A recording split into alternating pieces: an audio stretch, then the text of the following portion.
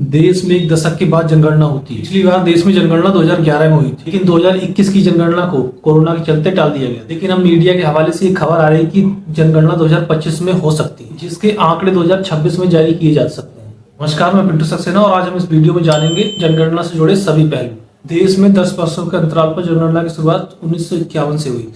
कतिपय राजनेताओं और विद्वानों का मानना है कि इस बार जातीय जनगणना की जाए, जिससे देश में ओबीसी की कुल जनसंख्या का पता चल सके। फिलहाल अभी सरकार की तरफ से जातीय जनगणना को लेकर कोई फैसला नहीं लिया गया है। वैसे देश में जातीय जनगणना की शुरुआत ब्रिटिश शासन में 1931 में हुई थी, जिस पर बाद में रोक लगा दी गई। तब से लेकर अब तक जातीय जनगणना नहीं हुई। 2021 की जनगणना टलने के बाद अभी भी ये माना जा रहा है कि एनपीआर यानी राष्ट्रीय जनसंख्या रजिस्टर को अभी भी अपडेट नहीं किया जा सका है। इसको लेकर ना तो अभी तक कोई आधिकारिक घोषणा की गई। मीडिया सूत्रों के हवाले से ऐसा माना जा रहा है कि इस जनगणना से आगे आने वाली जनगणना को चक्री बदल जाए। आपको बता दें कि अगली जनगणना 2035 और 2045 में होने की संभावना। बात आती है कि आखिर जनगणना जरूरी क्यों मानी जा रही है। इससे हम अपने खुद के उदाहरण से समझे तो ज्यादा बेहतर। जैसे हम अपनी कमाई के आधार पर अपने घर का बजट बनाते हैं, वैसे ही सरकार जनगणना के जरिए अपनी नीतियां बनाती है। अगर सरकार के पास अपडेटेड डेटा होगा ही नहीं तो सरकार नीतियां बनाकर सही लोगों तक उसका लाभ पहुंचाने का काम कर ही नहीं पाएगी। गलत नीतियों से हमेशा सरकार की आलोचना और धन की बर्बादी होती है। सरकार के पास सही डेटा होने से संसाधनों का समान रूप से वितरण भी सुनिश्चित किया जा सकेगा। इसे जनगणना का मतलब केवल लोगों की गिनती करना नहीं होता, बल्कि जनगणना में जनसंख्या के साथ सामाजिक और आर्थिक पहलू भी शामिल होते हैं। जनगणना से सरकारों और राजनीतिक पार्टियों को अपनी रणनीति बनाने के लिए सही डेटा मिल जाता है। इससे जनसंख्या के आधार पर लोकसभा सीटों और आरक्षण संबंधी प्रावधानों की रूपरेखा तय की जाती है। रजिस्ट्रार जनरल और जनगणना आयोग ने